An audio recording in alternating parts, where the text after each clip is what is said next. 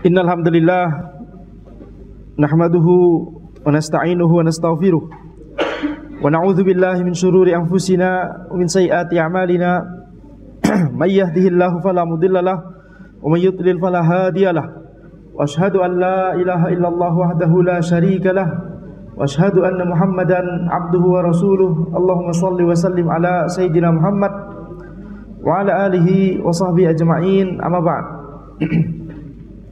Insyaallah kita lanjutkan pembahasan kitab Tadhkiratus Sami' wal Mutakallim fi Adabil Alim wal Muta'allim karya Ibnu Jama'ah Al-Kinani Asy-Syafi'i rahimahullahu taala, di mana kita sampai pada pembahasan hadis Nabi Muhammad sallallahu alaihi wasallam, man salaka tariqan yatlubu fihi ilman sulika bihi tariqan min turukil jannah. Barang siapa yang menempuh jalan dalam rangka untuk menuntut ilmu, maka Allah akan memudahkan dia untuk menempuh jalan menuju surga. Wa innal malaikata la tad'u ajnihataha li talibil ilm li ridallahi anhu. Dan sesungguhnya para malaikat itu meletakkan sayapnya, merendahkan sayap mereka kepada para penuntut ilmu karena keridhaan Allah kepada penuntut ilmu tersebut. Wa innal alima la yastaghfiru lahu man fis samawati wa man fil ard hatta al-hitanu fi jawfil ma. Dan sesungguhnya seorang yang berilmu, maka apa-apa yang ada di langit dan di bumi akan memohonkan ampunan untuknya, bahkan ikan di kedalaman laut. Wa inna fadlal alimi 'alal 'abid kafadlil qamari lailatal badr 'ala sairil kawakib. Sesungguhnya keutamaan seorang yang berilmu dibandingkan ahli ibadah itu seperti keutamaan bulan pada malam bulan purnama jika dibandingkan dengan bintang-bintang yang lainnya. Wa innal ulama warathatul anbiya wa innal anbiya lam yuwarithu dinaran wala dirhama. Sesungguhnya ulama itu adalah pewaris para nabi, dan sesungguhnya para nabi tidak mewariskan dinar ataupun dirham. Wa innama warathul ilm, akan tapi para nabi itu mewariskan ilmu. Faman akhadhahu akhadha bihadzin wafir. Barang siapa yang mengambil bagian dari ilmu tersebut, maka dia telah mengambil bagian yang banyak. Di sini kita lihat, ini sebuah hadis yang panjang dari Nabi Muhammad sallallahu alaihi wasallam. Sebelum kita membahas hadis ini, kita baca terlebih dahulu pembahasan dari penulis terkait hadis ini. Beliau menjelaskan, wa'lam annahu la rutbata fawqa rutbati man tastaghilul malaikatu wa ghairuhum bil istighfari wad du'a ilahu. Ketahuilah bahwa tidak ada derajat yang lebih tinggi daripada derajat orang yang para malaikat itu, dan selain malaikat itu memohonkan ampunan untuk orang-orang tersebut, mendoakan untuk orang tersebut. Tidak ada tingkatan yang lebih tinggi daripada tingkatan orang yang sifatnya seperti ini. Ketika Nabi Muhammad SAW menjelaskan bagaimana para malaikat, bagaimana seluruh makhluk hidup yang ada di langit dan di bumi, bahkan ikan yang ada di dalam laut, semuanya mendoakan orang yang berilmu, semuanya mendoakan penuntut ilmu, semuanya memintakan ampunan untuk para penuntut ilmu. Maka tidak ada tingkatan yang lebih tinggi daripada tingkatan yang seperti ini sifatnya. Wa tad'u lahu ajnihataha, tidak ada tingkatan yang mana para malaikat itu meletakkan atau merendahkan sayapnya untuk orang-orang tersebut, yakni para penuntut ilmu. Wa innahu la yunafasu fi du'a'ir rajuli salihi aw man yudhannu salahuhu fa kaifa bi du'a'il malaika. Kalau misalkan doa dari orang soleh itu sangat kita inginkan, la yunafas, yakni sangat diinginkan oleh orang-orang. Kalau kita mendapatkan misalkan didoakan oleh seorang yang soleh, maka Masya Allah, ini adalah sebuah kenikmatan. Maka bagaimana kalau seandainya yang mendoakan itu adalah para malaikat yang tidak pernah bermaksiat kepada Allah Subhanahu wa ta'ala. Jadi penulis membawakan hadis ini sekali lagi ya dalam rangka untuk menjelaskan keutamaan dari orang yang berilmu. Wa qad ikhtulifa fi makna wad'i ajnihatiha. Ya. Terdapat khilaf di kalangan para ulama tentang makna dari apa yang dimaksud dengan wad'i ajnihatiha. Ya, ketika malaikat wada'a ajnihataha. Faqil, pendapat yang pertama maksudnya adalah at-tawadhu' lahu. Maksudnya adalah para ulama itu tawadhu' kepada orang yang berilmu. Ya, jadi ini semacam ya kiasan begitu ya, merendahkan sayap atau meletakkan sayap maksudnya adalah tawadhu'. Pendapat yang lain an-nuzulu indahu wal huduru ma'ahu. Ya, malaikat turun kepada orang yang berilmu tersebut dan ya hadir di majelis ilmu dari orang yang berilmu tersebut. Wakil, ada pendapat yang lain at-tauqiru wa ta'zimu lahu. Ya, pendapat yang lain adalah para malaikat itu memuliakan dan ya mengagungkan orang yang berilmu tersebut. Yani dengan pengagungan yang pantas untuk manusia. Yani memuliakan maksudnya ya, at-tauqiru wa ta'zimu lahu. Wakila maknahu, ada juga pendapat yang lain, tahmiluhu 'alaiha fatu'inuhu 'ala bulughi maqasidih.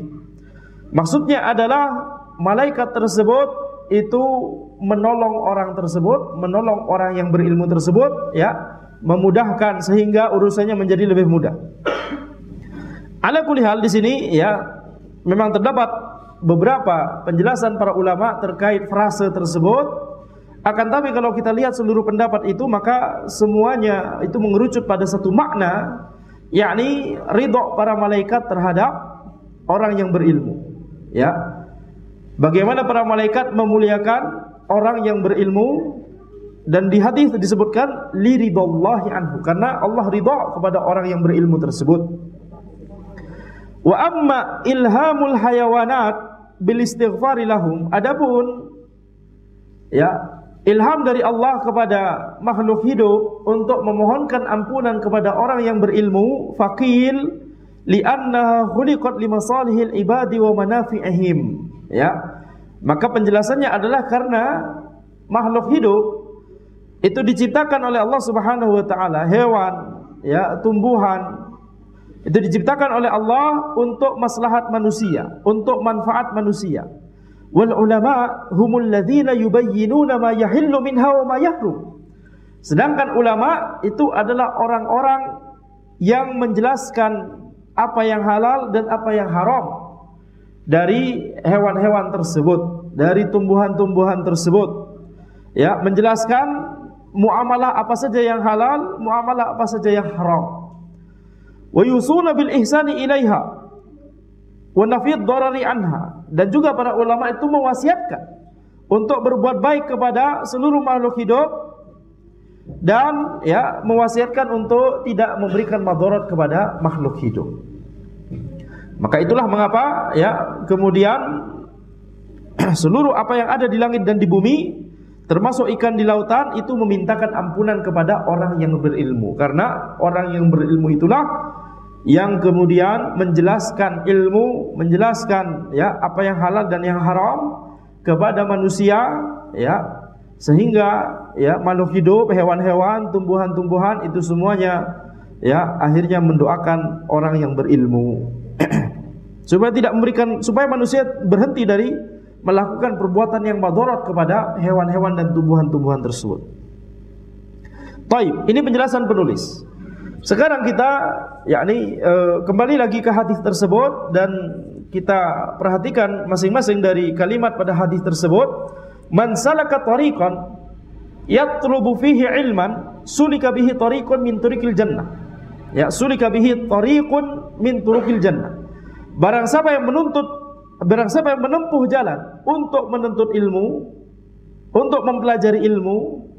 Di sini yang dimaksud dengan menempuh jalan yang dimaksud bisa berupa jalan yang hakiki, yakni menempuh jalan yakni beneran berjalan atau menggunakan kendaraan begitu ya, menuju majelis ilmu, menuju tempat untuk belajar, menuju ke orang yang berilmu untuk belajar, atau jalan yang dimaksud adalah metode untuk menuntut ilmu. Ya, seperti misalkan ya beli kitab atau ya yakni membaca artikel ilmu syar'i dan seterusnya. Maka barang siapa yang menempuh jalan untuk menuntut ilmu, maka Allah akan mudahkan dia untuk menempuh jalan menuju surga. Ini termasuk ya kaidah atau termasuk dalam keumuman kalimat al-jaza' min jinsil amal. Ya, balasan itu sejenis dengan amalannya. Tidak hanya balasan itu sesuai dengan amalannya, sesuai dengan perbuatannya, tidak hanya sesuai, akan tapi sejenis. Ya. Jadi amalannya adalah menempuh jalan, maka kemudian balasannya juga adalah menempuh jalan. Amalannya adalah menempuh jalan untuk menuntut ilmu, balasannya adalah dimudahkan oleh Allah untuk menempuh jalan menuju surga. Kemudian kita lihat di sini, itulah mengapa ya para ulama menyebutkan kalau seandainya orang ketika di dunia itu yakni susah untuk menuntut ilmu atau susah untuk menerima kebenaran, menerima al-haq, padahal al-haq tersebut telah sampai kepadanya, ilmu telah sampai kepadanya, hujjah telah tegak kepadanya, maka nanti ya jalannya di akhirat akan dipersusah. Ya, proses-proses di akhirat, di padang mahsyar, proses hisab, proses di ya sebelumnya di telaga Nabi Muhammad SAW, kemudian proses hisab, kemudian ya di sirat, itu akan dipersusah oleh Allah Subhanahu wa taala. Al-jaza' min jinsil amal. Akan tapi ketika seseorang itu mudah untuk menerima kebenaran, maka perjalanannya nanti di akhirat juga akan dipermudah oleh Allah Subhanahu wa taala. Wa innal malaikah latadau ajnihataha li talibil ilmi li ridallahi anhu. Sungguhnya malaikat itu ya meletakkan sayapnya atau merendahkan sayapnya. Tadi telah kita disebutkan oleh penulis ya, di antara maknanya adalah bisa jadi ini maksudnya adalah tawadhu, maksudnya adalah memuliakan penuntut ilmu ya.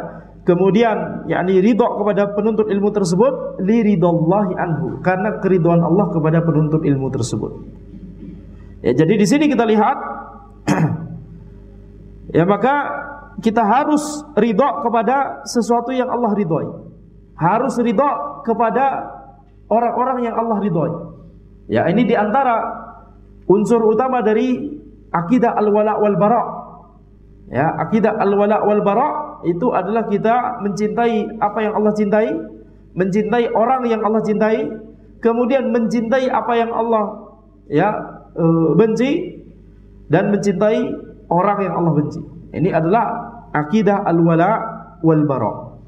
Dan ini diantaranya, diantara contoh bagaimana para malaikat, mereka adalah orang-orang yang tidak pernah bermaksiat kepada Allah Subhanahu wa taala, paling menerapkan akidah al-wala wal bara. Allah ridha kepada penuntut ilmu, maka demikian pula para malaikat ridha kepada penuntut ilmu tersebut.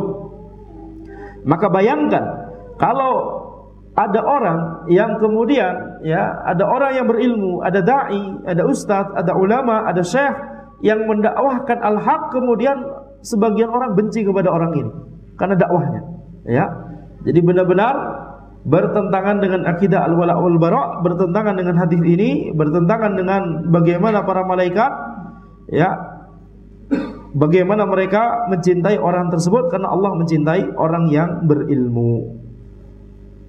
Kemudian kita lihat di sini lafaz yang disebutkan oleh Nabi Muhammad SAW adalah talibul ilm, penuntut ilmu. Nah, ini diantara indikasi bahwa dalil-dalil yang membicarakan tentang keutamaan orang yang berilmu itu terkadang maknanya adalah orang yang berilmu, yakni ulama yang memang beneran berilmu, yang memang pantas untuk disebut ulama, ahli ilmu. Tapi terkadang juga yang dimaksud adalah orang yang memiliki ilmu kemudian mengamalkan ilmu tersebut. Ini sudah cukup untuk disebut sebagai berilmu. Ilmunya bermanfaat, yakni diamalkan, apalagi didakwahkan, lebih bermanfaat lagi. Akan tapi dia belum pantas untuk disebut sebagai ulama, ahli ilmu, gitu ya. Terkadang dalil mencakup cuma yang atas, yang memang beneran disebut sebagai ulama, tapi terkadang juga mencakup orang yang memiliki ilmu kemudian mengamalkannya. Apalagi hadis ini jelas-jelas disebut di lafadznya talibul ilm, penuntut ilmu, orang yang mempelajari ilmu. Nah, ini berarti apa? Mencakup cuma yang atas atau mencakup lebih umum dari itu? Lebih umum. Ya. Innama yakhshallaha min ibadihi al-ulama, itu mencakup umum. Akan tapi nanti ada dalil-dalil yang itu cuma berlaku untuk orang-orang yang pantas untuk disebut sebagai ulama. Orang-orang yang memang pantas untuk disebut sebagai ahli ilmu. Ya. Ini sama seperti lafaz iman. Lafaz iman di dalil Al-Qur'an ataupun As-Sunnah, terkadang yang dimaksud adalah al-imanul mutlaq, dan terkadang yang dimaksud adalah mutlaqul iman. Tahu bedanya? Al-imanul mutlaq adalah iman yang sempurna. Iman yang dia memenuhi iman wajib dan dia memenuhi iman yang mustahab, iman yang sunnah. Iman yang wajib maksudnya adalah dia mengerjakan seluruh yang wajib. Iman yang sunnah, dia mengerjakan yang sunnah, ya, mengerjakan yang ekstra, tidak hanya yang wajib tapi juga yang sunnah. Ini iman yang sempurna. Ini disebut al-imanul mutlaq. Sedangkan mutlaqul iman itu maksudnya adalah iman paling minimum. Iman yang cukup untuk disebut sebagai iman. Paling minimum. Sekedar cukup untuk disebut iman, itu namanya mutlaqul iman. Jadi jangan terbalik. Ada al-imanul mutlaq, ada mutlaqul iman. Di dalil-dalil Al-Qur'an dan As-Sunnah, terkadang ketika kata iman disebutkan, maka terkadang yang dimaksud adalah al-imanul mutlaq atau terkadang mutlaqul iman. Baik, untuk bahas itu nanti mungkin di majelis yang lain, ya. Akan tapi itu mirip dengan ini. Ya, mirip dengan pembahasan itu. Terkadang dalil-dalil yang membicarakan tentang keutamaan orang yang berilmu, terkadang itu maksudnya adalah orang yang berilmu yang memang pantas untuk disebut ulama, ahli ilmu, tapi terkadang lebih umum dari itu. Baik. Wa innal alima la yastaghfiru lahu ma fis samawati wa ma fil ard hatta al-hitanu fi jawfil ma. Ya, seluruh makhluk hidup yang ada di langit dan di bumi mendoakan ampunan, memohonkan ampunan kepada orang yang berilmu. Kecuali orang kafir, ya. Kecuali orang kafir dan ya orang-orang yang yakni lalai dari memohonkan ampunan kepada orang yang berilmu. Ini bisa diperbaiki tidak? Sambil jalan, ya. Baik, maka di sini kita lihat, jadi di antara kaidah yang harus kita pahami tentang kalimat ini adalah kalau sebuah kalimat dinyatakan dalam dalil dalam bentuk khobar, kemudian khobar yakni berita, kabar gitu ya. Kemudian ada kemungkinan kabar tersebut tidak dipenuhi oleh sebagian orang. Padahal kabar tersebut dikabarkan oleh Allah Subhanahu wa taala atau oleh Nabi Muhammad sallallahu alaihi wasallam. Mungkin salah atau tidak? Kabar dari Allah atau kabar dari Rasulullah sallallahu alaihi wasallam mungkin salah atau tidak? Tidak mungkin. Tapi kalau ada kemungkinan untuk diselisihi oleh sebagian orang, maka ketahuilah bahwa itu adalah khobar bimakna amr. Kabar dengan makna perintah. Bukan kabar dengan makna memberitakan. Jelas? Diulangi. Kalau ada kabar di Al-Quran ataupun As-Sunnah, ini kaidah tafsir yang sangat bermanfaat, yang banyak sekali di Al-Quran, demikian pula di hadis. Antum harus paham ini. Pernah dengar sebelumnya kaidah ini? Yang pernah dengar sebelumnya siapa? Tulab Al-Muni belum pernah dengar. Antum ngantuk berarti selama ini. Antum pernah dengar? Cuma satu ya. Yang lain gimana? Baik. Nanti push up. Enggak. Baik. Kita pernah menjelaskan, kita pernah bahas ini. Sebuah kalimat khabar. Sebuah kalimat, karena kalimat bisa berupa khabar, bisa berupa insya. Apa itu insya? Pertanyaan. Atau memang perintah. Khalas, jelas-jelas perintah gitu ya. Wa aqimus shalah. Tegakkanlah salat, jelas itu perintah. Jadi khabar itu adalah kalimat yang bisa kemasukan nilai benar atau salah, bisa disematkan, oh ini kalimat benar atau salah. Tapi kalau insya seperti pertanyaan, seperti perintah, tidak bisa dinilai benar atau salah. Ya perintahnya bisa dinilai, ini perintahnya benar atau perintahnya salah. Tapi isi kalimatnya nggak bisa dinilai. Duduk, nah, itu perintah kan? Apakah ini adalah kalimat yang maknanya benar atau salah? Ya ini perintah, nggak bisa. Kalau fulan duduk, bisa dinyatakan. Kalau memang fulan duduk, maka benar. Kalau fulan ternyata berdiri, maka salah, gitu ya. Jadi kalimat itu terdiri atas dua, khobar dan insya. Ini dibahas di ilmu balaghah. Kalau kalimat tersebut dalam bentuk khobar, maka kita lihat, kalau itu diucapkan oleh Nabi Muhammad SAW atau difirmankan oleh Allah Subhanahu Wa Taala, ya, itu di Al-Quran ataupun As-Sunnah, maka ya, kalau misalkan ada kemungkinan itu diselisihi oleh sebagian orang, padahal firman Allah atau sabda Nabi Muhammad SAW tidak mungkin salah. Kalau diselisihi kan berarti ada muatan dari kalimat itu yang tidak benar, begitu ya? Betul tidak? Maka kalimat tersebut bermakna perintah. Jadi kalimat ini tampaknya berbentuk khobar.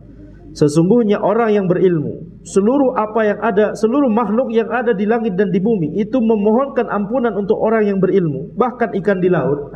Kalimat ini dari siapa? Dari Nabi Muhammad SAW. Apakah selalu terpenuhi? Tidak. Orang kafir tidak memenuhi kalimat ini. Betul tidak? Orang fasik tidak memenuhi kalimat ini. Apakah kemudian kalimat ini salah? Padahal Nabi Muhammad SAW menyebutkan man fis samawati wa man fil ard, umum. Seluruh makhluk yang ada di langit dan di bumi, umum. Apakah salah? Tidak salah. Berarti ini adalah khobar yang berbentuk perintah. Dan para ulama menyebutkan ketika perintah itu dinyatakan dalam bentuk khobar, maka itu adalah perintah yang lebih tegas daripada kalau perintah itu dinyatakan dalam memang kalimat perintah. Itu adalah perintah yang lebih tegas.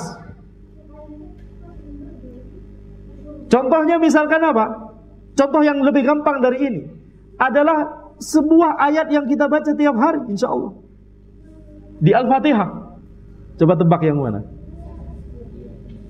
Iyyaka na'budu wa iyyaka nasta'in. Betul tidak? Itu adalah kalimat khobar tapi bisa jadi diselisih. Betul? Itu dari Allah Subhanahu wa taala. Itu adalah perintah. Jadi makna dari ayat itu sebenarnya adalah perintah untuk beribadah dan perintah untuk meminta pertolongan hanya kepada Allah Subhanahu wa taala. Tayyib. Ini termasuk pembahasan yang agak dakik ya, agak terperinci, agak dalam. Nah, tapi ini penting sekali karena ini adalah termasuk kaidah tafsir yang sangat penting, yang banyak sekali furu', yang banyak sekali dalil yang bisa kita terapkan pada kaidah ini. Taib. Wa inna fadlal alimi 'alal 'abid ka fadlil qamari lailatal badr 'ala sairil kawakib. Sesungguhnya keutamaan orang yang berilmu dibandingkan ahli ibadah itu seperti keutamaan bulan di malam purnama jika dibandingkan dengan bintang-bintang yang lainnya. Bagaimana bulan purnama dibandingkan dengan bintang? Tentunya bulan purnama jauh lebih terang. Itulah bagaimana keutamaan orang yang berilmu dibandingkan dengan ahli ibadah. Ya, tapi tidak berilmu. Tapi dia memiliki ilmu yang cukup untuk supaya ibadahnya sah. Itu yang telah kita bahas di pertemuan sebelumnya, ya. Di sini para ulama menjelaskan ini ada indikasi, ada ya qarina, ada petunjuk bahwa yang namanya orang yang berilmu, ilmunya itu bukan berasal dari dia. Ilmunya itu berasal dari ulama sebelumnya, akan tapi dia sampaikan kepada orang-orang. Sebagaimana bulan, cahaya dari bulan itu bukan dari bulan itu sendiri ya, akan tapi dari pantulan dari matahari. Bulan bentuknya bulat atau datar? Matahari bulat atau datar? Merkurius, Venus, Mars, Jupiter, semuanya bulat. Kemudian bumi datar sendiri ya. Baik. Ya itu intermezzo ya. Nah, wa innal ulama warathatul anbiya. Sungguhnya para ulama itu pewaris para nabi. Wa innal anbiya lam yuwarrithu dinaran wala dirhaman. Sungguhnya para nabi itu tidak mewarisi dinar ataupun dirham. Wa innama warrathul ilm, akan tapi mereka mewariskan ilmu. Faman akhadhahu akhadha bihadzin wafir. Barang siapa yang mengambil ilmu tersebut, maka dia telah mengambil bagian yang banyak. Taib. Nabi Muhammad sallallahu alaihi wasallam membuat analogi di sini. Menganalogikan antara ulama dengan ahli waris. Betul tidak? Menganalogikan ulama dengan ahli waris. Biasanya analogi itu dibuat supaya kita bisa menyamakan, ada aspek yang sama, betul tidak? Tapi untuk analogi ini, untuk perumpamaan ini, Nabi Muhammad SAW membuat perumpamaan ini untuk menjelaskan perbedaannya. Ini ajib. Perumpamaan, analogi itu biasanya dibuat dalam rangka untuk kita bisa mencari persamaan, betul tidak? Tapi di sini dalam rangka supaya kita mengetahui perbedaan. Apa perbedaan antara ulama yang mewarisi dari Nabi Muhammad SAW dengan ahli waris yang mewarisi dari keluarga yang meninggal? Apa perbedaannya? Yang pertama adalah para nabi itu mewarisi ilmu, sedangkan keluarga yang meninggal tersebut mewarisi harta. Ini perbedaan yang pertama, dan itu disebutkan oleh Nabi Muhammad SAW di sini. Wa innal anbiya lam yuwarrithu dinaron wala dirhaman. Sungguhnya para nabi itu tidak mewariskan dinar ataupun dirham. Wa innama warrathul ilm, akan tapi para nabi mewariskan ilmu. Ini perbedaan yang pertama. Perbedaan yang pertama. Perbedaan yang kedua adalah kalau harta warisan itu sudah ada bagian-bagiannya dibahas di ilmu waris, betul tidak? Sedangkan kalau ilmu yang diwariskan dari Nabi Muhammad SAW tidak ada hitungannya. Orang bisa mengambil sebanyak-banyaknya tanpa ada persenan, tanpa ada takaran atau hitungan. Itulah mengapa Nabi Muhammad SAW menyebutkan faman akhadhahu akhadha bihadzin wafir. Barang siapa yang mengambilnya, maka dia telah mengambil bagian yang banyak, tidak terbatas, bisa banyak sekali, tergantung bagaimana dia semangat untuk menuntut ilmu, mempelajari ilmu dari sunnah Nabi Muhammad SAW. Berbeda dengan harta. Sudah ada, ini harta warisnya sekian, ini 100%, sekian persen ini untuk ini, gitu ya.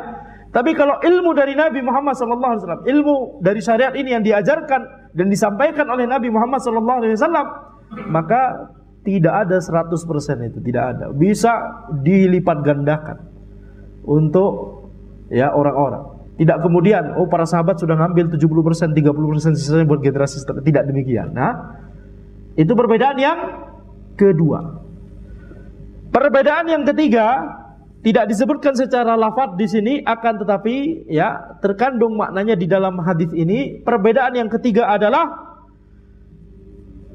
kalau ahli waris itu yang bisa mewarisi adalah ahli waris yang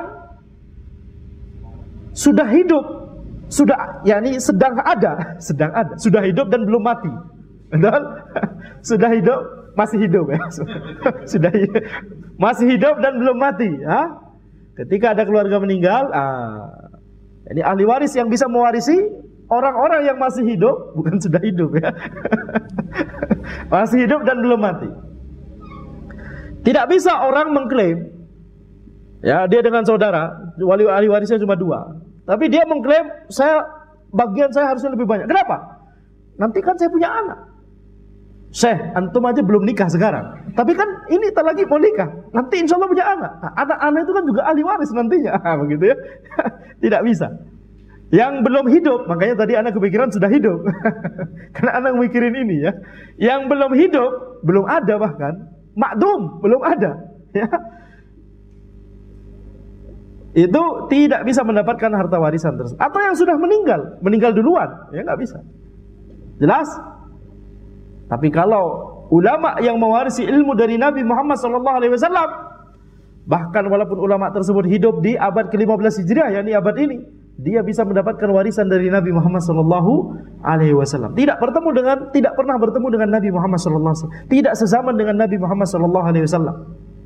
Akan tapi tetap mendapatkan ya warisan dari Nabi Muhammad SAW tersebut. Ini diantara 3 perbedaan. Ya, sebenarnya masih ada lagi, akan tapi kita cukupkan 3. Ya, antum mau nyari 10, temukan 10 perbedaan. Itu kalau gambar ya. Taib. Ini 3 perbedaan yang utama dari perumpamaan ini. Perumpamaan ini dibuat dalam rangka untuk menunjukkan bedanya. Ajib, ya. Biasanya perumpamaan dibuat dalam rangka untuk menyamakan sesuatu, betul tidak? Akan tapi ini perumpamaan ini dijelaskan oleh Nabi Muhammad SAW dalam rangka supaya kita sadar terhadap perbedaan tersebut dan mengetahui bagaimana kemuliaan orang yang berilmu. Berbeda dengan ahli waris yang mewarisi harta, yang mendapatkan warisan berupa harta. Taib. Itu terkait hadis ini. Kita lanjut. Hadis Nabi Muhammad SAW berikutnya. Nabi SAW bersabda, "Yuzanu yaumal qiyamati midadul ulama wa damus syuhada." Akan ditimbang pada hari kiamat tintanya para ulama dan darahnya para syuhada, orang-orang yang mati syahid. Hadis ini ya palsu. Hadis ini hadis palsu. Akan tapi maknanya benar. Maksudnya bukan maknanya benar, yakni kandungan dari perkataan ini benar. Yakni apa? Ada keutamaan pada tinta ulama dan darahnya orang yang mati syahid. Itu maksudnya ya. Jadi penulis hendak mengindikasikan keutamaan tintanya para ulama dan darahnya para syuhada.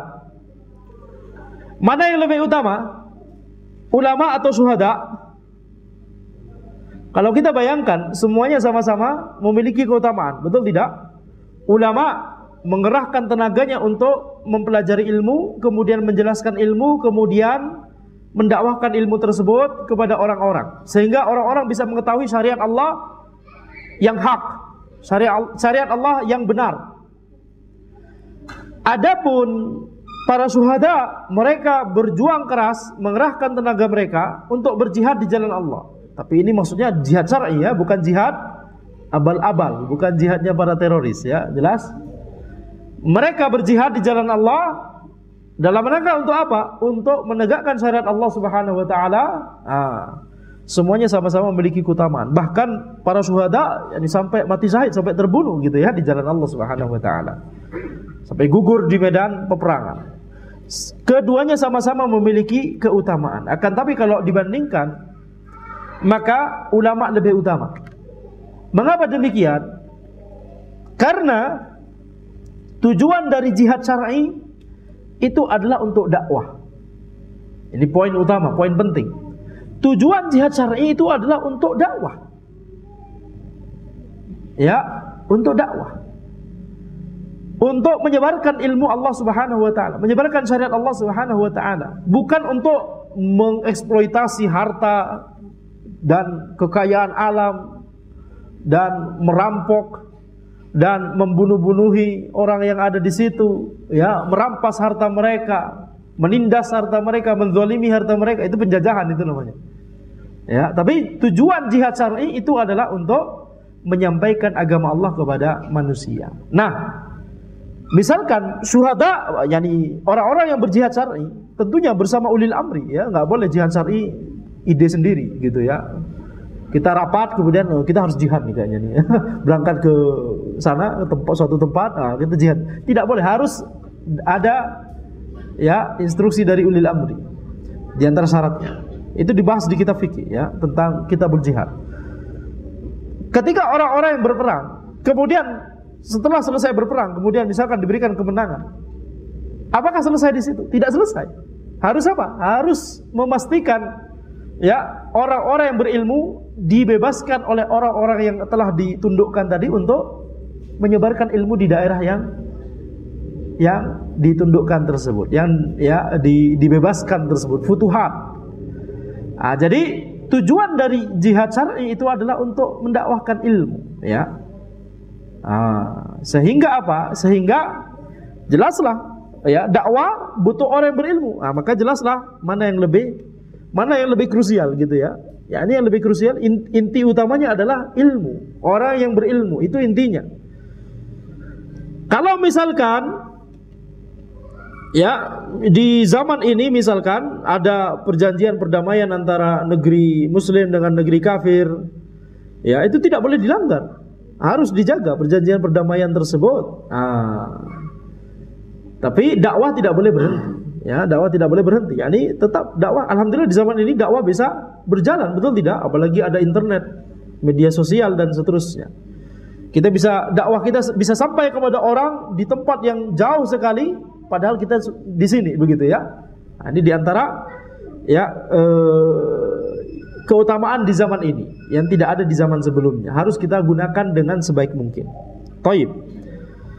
Qala ba'duhum hadza ala anna a'la mali syahidi damuhu wa adna malil alimi midaduhu.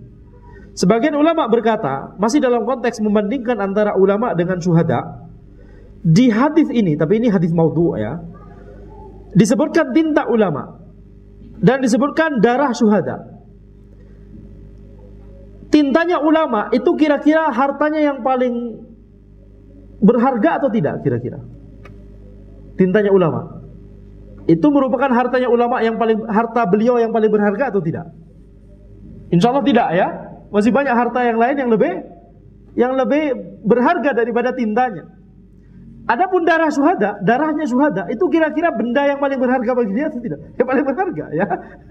Karena darahnya tertumpah, ya ini maksudnya gugur, meninggal dunia, ya ini mati syahid. Nah, di sini disebutkan, jadi di perkataan ini dibandingkan, atau tidak hanya di perkataan ini, akan tapi pembahasan para ulama sering dibandingkan antara tintanya ulama dengan darahnya syuhada. Jadi dibandingkan antara harta yang bukan merupakan harta yang paling berharga dari ulama dibandingkan dengan sesuatu yang merupakan paling berharga dari syuhada. Ini indikasi bahwa ulama lebih utama daripada syuhada. Nah, ini sudah waktu Isya. Baik, insyaallah kita lanjutkan setelah jamaah Isya ya, kelanjutan dari kitab ini insyaallah. Hadza wallahu alam. Subhanakallahumma wa bihamdika asyhadu an la ilaha illa anta astaghfiruka wa atubu ilaik. Assalamualaikum warahmatullahi wabarakatuh. Alhamdulillahirabbil alamin. Wassalatu wassalamu ala sayyidina Muhammadin wa ala alihi wa sahbihi ajma'in. Amma ba'd. Insyaallah kita lanjutkan pembahasan kitab Tadhkiratus Sami' wal Mutakallim fi Adabil Alim wal Muta'allim karya Ibnu Jama'ah Al-Kinani Asy-Syafi'i rahimahullahu taala, di mana kita sampai pada sabda Nabi Muhammad sallallahu alaihi wasallam, ma'ubidallahu bi syai'in afdala min fikhin fid din, afdala min fikhin fid din, wala faqihun wahidun asyaddu 'ala syaitani min alfi 'abid. Diriwayatkan dari Nabi Muhammad sallallahu alaihi wasallam, tidaklah Allah diibadahi dengan sesuatu yang lebih utama daripada fikih dalam agama, yakni ilmu agama. Dan sesungguhnya satu orang faqih, satu orang alim, karena faqih itu dalam istilah di kalangan terdahulu, kalangan generasi terdahulu, makna faqih itu adalah alim, orang yang berilmu. Tidak hanya orang yang berilmu fikih, tidak hanya orang yang bidangnya fikih ya, yakni ahlinya di fikih saja. Seperti di zaman ini faqih itu istilah untuk yang menekuni fikih, sehingga ada istilah mufassir, tafsir, muhaddits, hadis, faqih, fikih. Ya. Adapun istilah faqih di zaman dahulu maksudnya adalah ulama yang ahli di berbagai bidang, tidak hanya fikih saja. Sama seperti qari, ya.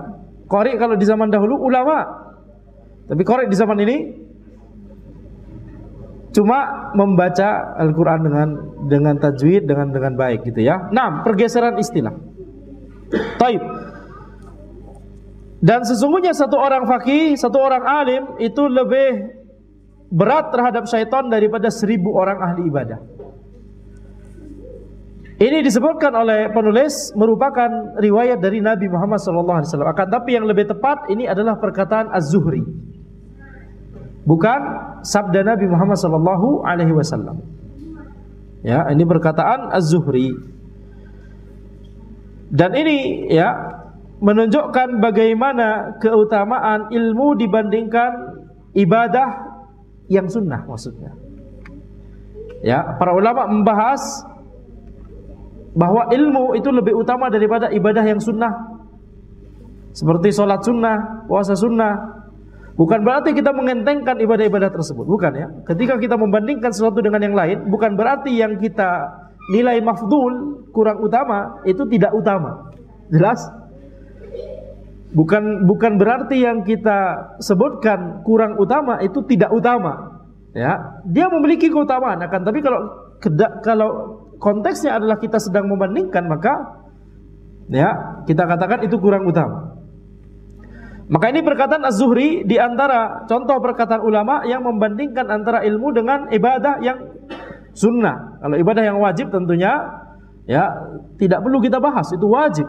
Jelas itu merupakan ya komponen utama dari syariat ini. Salat 5 waktu, puasa Ramadan, ya, zakat, kemudian haji jika mampu, dan akidah terutama ya, akidah itu wajib.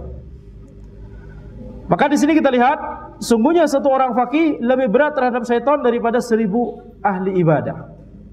Mengapa? Karena satu orang yang berilmu itu bisa menjelaskan kepada orang-orang, kepada manusia, kepada masyarakat ilmu yang sahih. Lebih berat terhadap syaitan. Ya. Karena menjelaskan bisa mengurai syubhat dan membantahnya dan menjelaskan yang hak. Adapun ahli ibadah yang tidak berilmu, ya minimal ilmunya cuma untuk supaya ibadahnya sahih, ya gitu ya. Maka dia tidak bisa mengurai syubhat dan membantahnya dan menjelaskan al-haq, tidak bisa. Sehingga yang lebih berat terhadap syaitan adalah ahli ilmu. Wa anhu sallallahu alaihi wasallam yahmilu hadzal ilma min kulli khulafin uduluhu yanfuna anhu tahrif al-ghalin wa intihal al-mubtilin wa ta'wil al-jahilin. Yang membawa ilmu ini, Nabi Muhammad SAW bersabda, yang membawa ilmu ini di setiap generasinya adalah orang-orang yang terpercaya pada kalangan generasi tersebut. Al-udul, orang-orang yang terpercaya. Mereka itu menafikan penyimpangan yang dilakukan oleh orang-orang yang gulu, pemalsuan yang dilakukan oleh orang-orang yang batil, dan takwil yang dilakukan oleh orang-orang jahil. Ya, dari hadis ini, ini hadis Nabi Muhammad SAW, minimal statusnya adalah hasan, ya, minimal derajatnya adalah hasan.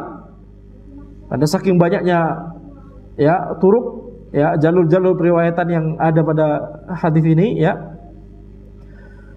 Faedah yang pertama yang kita ambil dari hadis ini adalah bahwa Allah Subhanahu wa ta'ala hanya meridhai hanya orang-orang yang terpercaya saja di setiap generasinya yang bisa memahami dan mengemban dan mendakwahkan ilmu ini.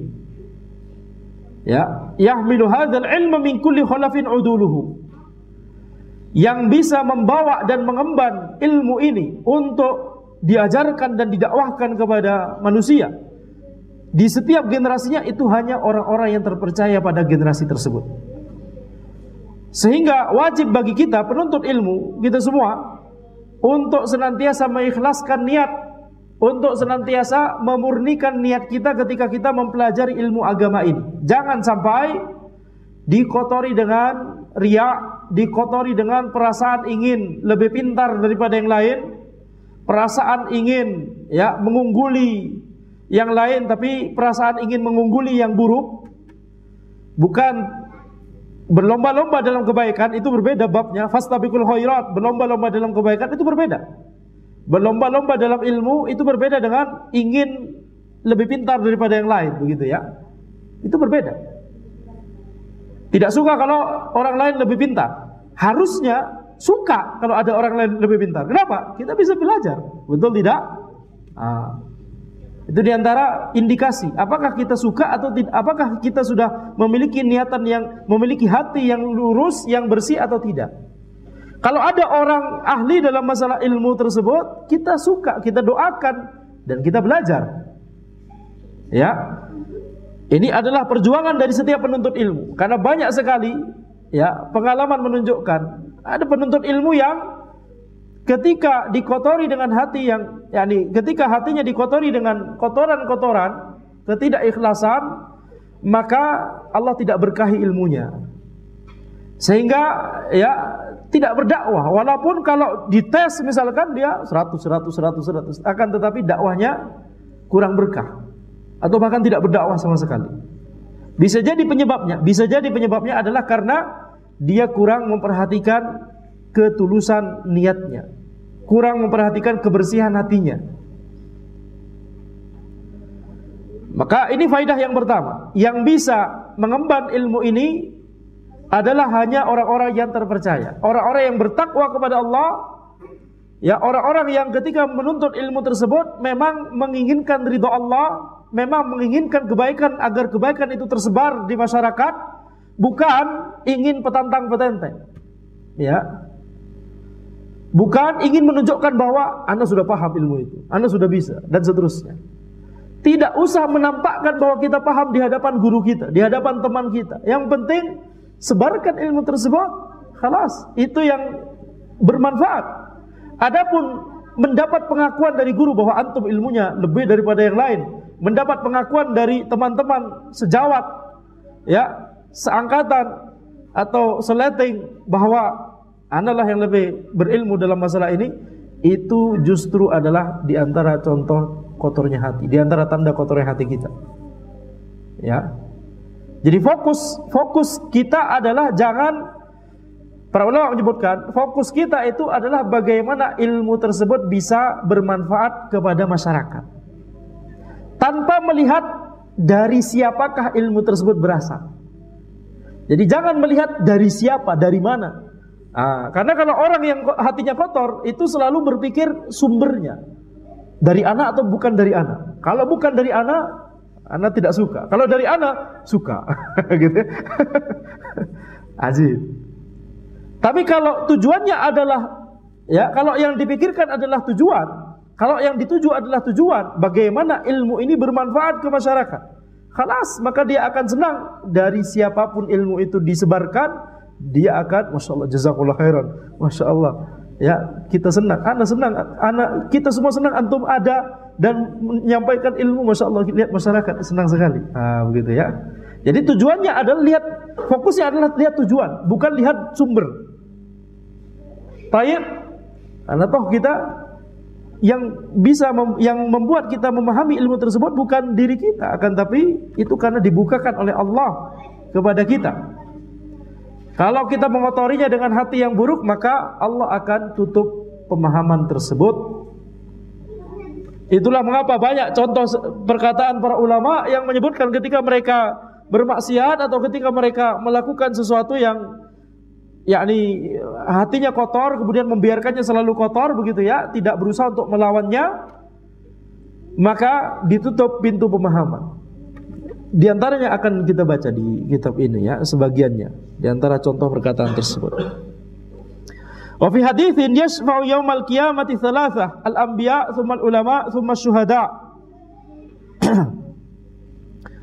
Ya, hadis ini hadis palsu, ya. Yashfa'u yaumal qiyamah thalathah. Ada tiga orang yang akan memberikan syafaat pada hari kiamat, yaitu para nabi, kemudian para ulama, dan kemudian para syuhada. Hadisnya palsu sebagai hadis. Akan tapi sebagai perkataan, apakah maknanya benar? Bisa jadi benar, ya, karena di akhirat nanti, ya, para nabi akan diberikan izin oleh Allah Subhanahu wa taala untuk memberikan syafaat. Minimalnya Nabi Muhammad sallallahu alaihi wasallam. Betul? Itu sudah jelas dalilnya. Adapun nabi-nabi yang lain, maka ya tunggu dalil, kita melihat pada dalil. Yang jelas kita meyakini bahwa akan ada orang-orang yang diberikan izin oleh Allah Subhanahu wa taala untuk memberikan syafaat. Wa ruwiya al-ulama yaumal qiyamah ala manabir min nur. Diriwayatkan bahwa ulama pada hari kiamat itu di atas mimbar dari cahaya. Ini juga hadis palsu. Ya, ini juga hadis palsu. Dan karena ini termasuk sesuatu yang berbicara tentang hal gaib, ya, dan tidak ada dalil yang mirip begitu, ya, maka kita langsung loncati saja, ya, tidak perlu dibahas. Wa naqala al-Qadhi Husain bin Muhammad rahimahullah fi awal ta'liqatihi annahu ruwiya 'an Nabi sallallahu alaihi wasallam annahu qala man ahabba al-ilma wal ulama lam tuktab alaihi khati'atun ayyama hayatihi. Diriwayatkan Al-Qadhi Husain bin Muhammad rahimahullah menukil di awal ta'liqah beliau bahwa diriwayatkan dari Nabi Muhammad sallallahu alaihi wasallam bahwa beliau bersabda, barang siapa yang mencintai ilmu dan ulama maka tidak akan ditulis baginya kesalahannya selama dia hidup. Hadis palsu. Qala wa ruwiya anhu sallallahu alaihi wasallam qala man akrama aliman fa ka'annama akrama 70 nabiyyan wa man akrama muta'alliman fa ka'annama akrama 70 syahidan. Diriwayatkan dari Nabi Muhammad sallallahu alaihi wasallam bahwa beliau bersabda, barang siapa yang memuliakan seorang yang berilmu maka dia seperti memuliakan 70 nabi. Dan barang siapa yang memuliakan seorang penuntut ilmu maka dia seperti memuliakan 70 orang yang mati syahid. Hadis palsu. Wa qala man shalla khalfa alimin fa ka'annama shalla khalfa nabiyyin wa man shalla khalfa nabiyyin faqad ghufira lah. Barang siapa yang salat di belakang seorang yang berilmu maka dia seperti salat di belakang seorang nabi. Dan barang siapa yang salat di belakang seorang nabi maka dia diampuni. La aslalahu, tidak ada sanadnya. Wa qala Asy-Syarmasahi Al-Maliki fi awal kitabih Nazmid Durar 'an Nabi sallallahu alaihi wasallam qala man azzama al-'alima fa innama yu'azzimu Allah ta'ala wa man tahawana bil 'alimi fa innama dzalika istighfafun billah fa innama dzalika istighfafun billahi ta'ala wa bi rasulih. Ya, Asy-Syarmasahi Al-Maliki beliau menulis dalam muqaddimah kitab beliau Nazmid Durar atau awal-awal kitab beliau Nazmid Durar dari Nabi Muhammad sallallahu alaihi wasallam bahwa beliau bersabda, barang siapa yang memuliakan seorang yang berilmu maka dia telah memuliakan Allah, mengagungkan Allah Subhanahu wa taala. Dan barang siapa yang meremehkan orang yang berilmu maka itu pada hakikatnya adalah bentuk meremehkan kepada Allah dan Rasulnya sallallahu alaihi wasallam. Ya, ini juga tidak ditemukan. Ya, riwayat ini. Jadi kita lanjut saja ya. Tapi sebelum kita lanjut, setelah ini akan menyebutkan perkataan bukan lagi hadis akan tapi perkataan sahabat dan tabi'in dan selainnya. Sebelum kita lanjut ya, kita lihat tadi hadis Nabi Muhammad sallallahu alaihi wasallam, yahmilu hadzal ilma min kulli khalafin uduluhu yanfuna anhu tahrifal ghalin wa intihalal mubtilin wa ta'wilal jahilin. Kita kembali kepada hadis tersebut. Yang membawa ilmu ini di setiap generasinya adalah orang yang terpercaya, orang yang adil, orang yang terpercaya. Adil di situ, adil ini adalah sebuah istilah yang kemudian digunakan di ilmu hadis. Maksudnya adalah orang yang terpercaya secara agamanya, ketakwaannya, ya. Karena bisa jadi orang yang berilmu itu bisa jadi fasik. Lawan dari adil itu adalah fasik. Dan para ulama di kitab-kitab usul fikih telah membahas apa hukumnya mujtahid yang fasik. Secara keilmuan dia sudah mencapai tingkat mujtahid, tapi fasik. Bagaimana dengan fatwanya, diterima atau tidak? Itu dibahas oleh para ulama. Pendapat yang lebih cenderung tidak diterima karena fasik. Di antara dalilnya ini, yahmilu hadzal ilma min kulli khalafin udulu. Yang mengemban ilmu ini di setiap generasinya adalah orang yang terpercaya. Orang yang telah mencapai derajat ijtihad tapi fasik tadi, maka ya ilmunya tidak berkah karena kefasikannya. Ya, akan ditutup. Seandainya misalkan dia tidak fasik, bisa jadi ilmunya lebih tinggi daripada yang dia miliki saat itu. Dan itu kefasikannya akan membuat ijtihadnya itu ya akan seringkali tidak diberikan taufik oleh Allah Subhanahu wa taala. Itulah mengapa para ulama sering menyebutkan ya, ini fatwa ulama ini adalah di antara fatwa yang kita thiqah kepada fatwanya. Ulama ini adalah orang yang kita percaya dengan fatwanya, thiqah dengan fatwanya dan seterusnya. Seperti misalkan kalau contoh kontemporer, misalkan Syekh Utsaimin merasa thiqah dengan fatwa Syekh Fauzan misalkan. Begitu ya. Itu diantara yakni buah dari ya tentunya kita hanya bisa menilai zahirnya. Betul? Kita hanya bisa menilai zahirnya. Tapi keberkahan ilmu secara umum, kita tidak bahas ya seorang ulama tertentu, akan tapi secara umum keberkahan ilmu akan dirasakan ketika orang tersebut berusaha untuk bertakwa kepada Allah Subhanahu wa taala. Ini faedah yang telah kita sebutkan tadi, betul tidak? Baru satu faedah yang kita sebutkan tadi, atau ada beberapa faedah tentang hadis ini? Baru satu ya? Baru satu ya? Anda lupa langsung lanjut tadi. Faedah yang kedua, hadis ini menunjukkan tugasnya ahli ilmu. Apa itu? Yanfuna anhu tahrifal ghalin wa intihalal mubtilin wa ta'wilal jahilin. Menafikan, mengingkari, membantah penyimpangan yang dilakukan oleh orang-orang yang hulu, pemalsuan yang dilakukan oleh orang-orang yang batil dan ingin membatilkan ayat atau hadis, dan juga mengingkari dan membantah takwilnya orang-orang jahil. Kita lihat di sini orang-orang yang hulu, maka dia akan menyimpangkan syariat yang harusnya itu ya pertengahan, akan tapi dia simpangkan menjadi berlebih-lebihan. Itulah mengapa disebut di sini lafaz yang digunakan oleh Nabi Muhammad SAW tahrifal ghalin. Penyimpangan yang dilakukan oleh orang-orang yang hulu. Kenapa? Orang yang hulu ya dia akan berusaha untuk mengubah syariat menjadi lebih hulu gitu, menjadi hulu. Enggak ada istilah lebih hulu ya. Kalau udah hulu ya udah hulu. Yang awalnya pertengahan menjadi hulu. Itu penyimpangan.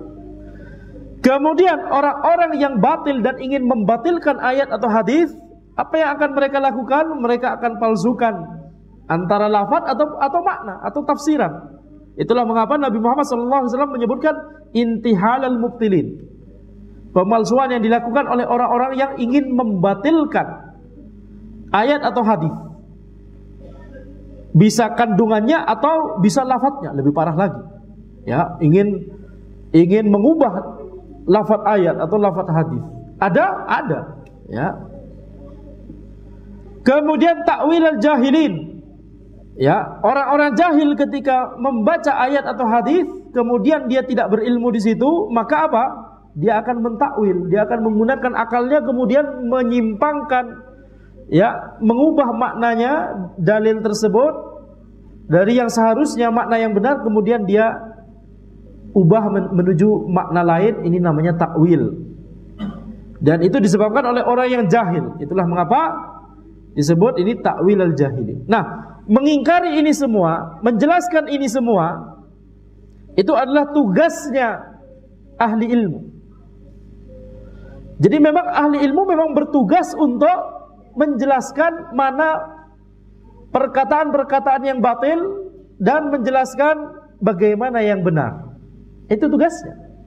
Jadi ketika ahli ilmu memang sudah melakukan tugas itu, memang sedang melakukan tugas itu, jangan kemudian dikatakan memecah belah umat, ya, memecah belah umat, merasa benar sendiri, tukang kapling surga. Kalau tukang kapling surga, maka ilmu itu akan kita simpan, ya, nggak perlu disebar. Kenapa? Biar kaplingnya kita lebih luas. Betul tidak? Justru kita mengajarkan al-haq supaya sama-sama masuk surga. Dan surga Allah luas, ya, surga Allah luas. Jadi ini faidah yang kedua. Hadis ini memuat tugasnya ahli ilmu, sehingga tidak boleh ahli ilmu itu, tidak boleh ulama cenderung pada dua kubu, berpaling dari al-haq. Dan biasanya ahli ilmu di bahasanya para ulama, berpalingnya ulama dari al-haq itu karena mendekat pada salah satu kubu, kepada ulil amri yang ingin memesan fatwa, orderan fatwa. Syekh, tolong fatwakan begini, ya, ini di belakang, di bawah meja, ya. Ini mukafaahnya. Ulil amri yang su. Ini dibahas oleh para ulama. Ya. Seperti misalkan di kitab ya yakni Ma'dhi Banjai'an misalkan, dan banyak kitab-kitab ulama yang membahas khusus terkait ulama ulama yang salah satu kategorinya mendekat pada ulil amri yang memesan fatwa atau ya ingin mengotak-atik syariat dengan cara mengorder fatwa tersebut. Ini terjadi ya. Nah, atau kemudian yang kedua, mendekat pada siapa? Kalau tidak kepada ulil amri yang mendekat kepada orang-orang yang kepada rakyat yang cari mukanya kepada orang-orang yang kepada masyarakat yang Biasanya apa? Biasanya ngadu kepada orang-orang. Oh, ulil amrinya begini. Mari kita revolusi dan lain-lain gitu ya, macam-macam. Maka ini adalah penyebab seorang ulama itu berpaling dari al-haq, berpaling dari menjelaskan al-haq. Itu apa? Ketika mendekat pada salah satu dari kubu tersebut. Oleh karena itu para ulama berwasiat, para ulama menasihati, jangan sampai kita menjadi yakni orang-orang yang berpaling dari al-haq karena adanya kepentingan-kepentingan. Antara cari muka kepada ulil amri atau cari muka kepada orang-orang kebanyakan. Harus selalu berada di atas al-haq walaupun itu pahit. Ya. Harus mendakwahkan bahwa ahlu sunnah harus taat kepada ulil amri dalam perkara yang ma'ruf, karena memang itu bagian dari syariat, perintah di Al-Quran dan di hadis. Kita sampaikan itu walaupun sebagian masyarakat mengatakan, oh cari muka ya depan ulil amri, gitu ya. Corongnya pemerintah, gitu ya. Betul tidak? Sebagian orang berkata demikian. Jadi tidak boleh bagi seorang ulama untuk kemudian berpaling dari al-haq. Ini tugasnya ulama disebutkan di hadis ini.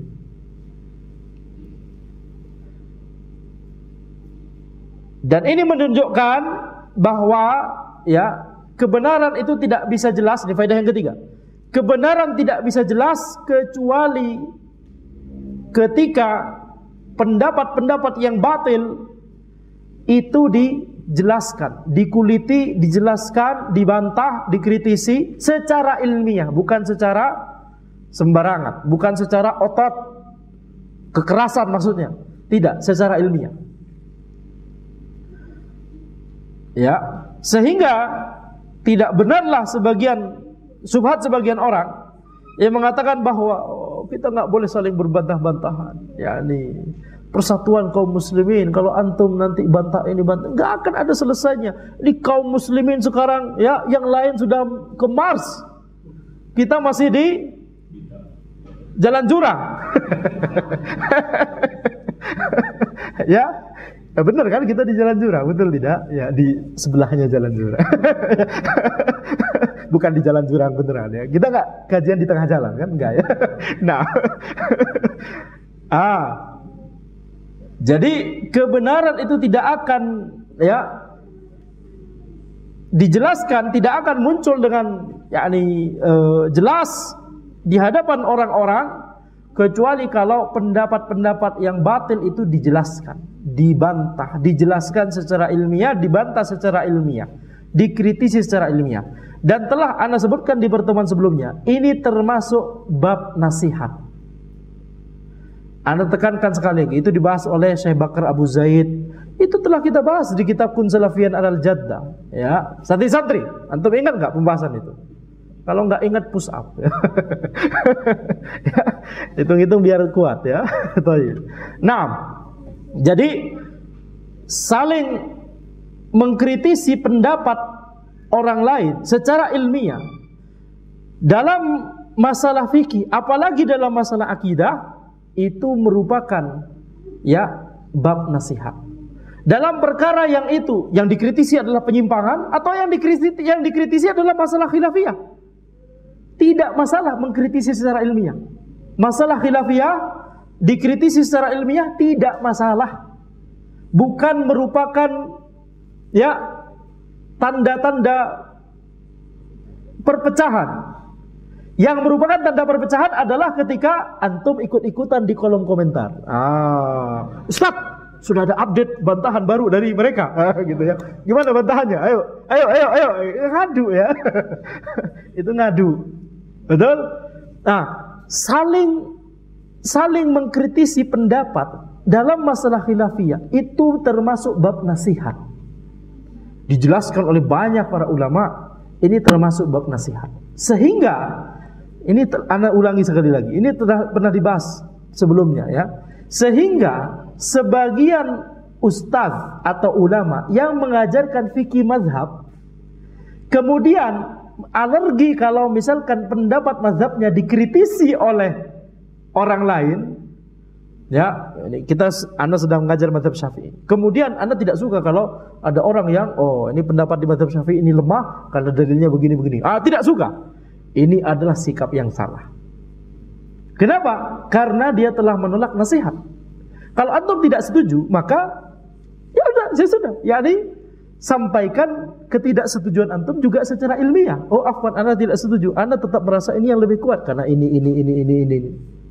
Justru kalau ada bantahan dari orang dalam masalah khilafiyah, apalagi dalam masalah yang penyimpangan, kita ada penyimpangan, dibantah oleh orang, justru kita harus jazakallah khairan, Syekh, jazakallah khairan, antum menyelamatkan Anda berarti. Lihat contohnya Syekh Utsaimin, beliau ada kesalahan sempat ada kesalahan dalam masalah ketika membahas sifat ma'iyah, sifat ma'iyatullah. Ya, beliau sempat salah, kemudian dibantah. Ada seorang yang menuliskan kitab membantah Syekh Utsaimin dalam kitab tersebut. Kemudian oleh Syekh Utsaimin, kitab tersebut dilarang untuk disebarkan kecuali setelah Syekh Utsaimin menuliskan muqaddimah, kitab ini bagus sekali ya, antum ambil faedah dari kitab ini ya, ana rujuk dari pendapat ana, silahkan antum ambil kitab ini, ambil ilmunya di situ. Itu Syekh Utsaimin. Kalau kita ada penyimpangan kemudian dijelaskan dibantah oleh orang, kita harus senang. Itu kalau masalah penyimpangan ya. Kalau dalam masalah khilafiyah yang berbeda pendapat itu bukan menyimpang. Ketika ada orang membantah kita juga harus senang. Kalau kita nggak setuju, ya kita bantah balik, tapi secara ilmiah. Dan sebaiknya tidak di sosmed. Kenapa? Banyak itu ya. Orang-orang yang iseng. Kalau mau saling membantah atau berdiskusi secara ilmiah, maka tuliskan risalah, tuliskan kitab, tuliskan karya. Itu yang lebih adem, ya, itu yang lebih adem. Jangan kemudian ya nulisnya di sosmed. Taib. Jadi di sini kita lihat, ini sudah jam 8 ya. Jadi kita cukupkan sampai di sini ya faedahnya. Jadi insyaallah kita akan bahas lanjutannya di pertemuan berikutnya insyaallah. Ya, jadi kita simpulkan bahwa agama ini itu dijaga oleh Allah Subhanahu wa taala melalui ya tintanya para ulama. Allah memberikan taufik kepada ulama, itulah justru tugasnya ulama, yaitu apa? Menjelaskan kebatilan bahwa itu batil dan menjelaskan al-haq bahwa itu adalah al-haq. Agama ini dijaga oleh Allah Subhanahu wa taala melalui tintanya para ulama. Demikian yang bisa Anda sampaikan. Silakan kalau ada pertanyaan.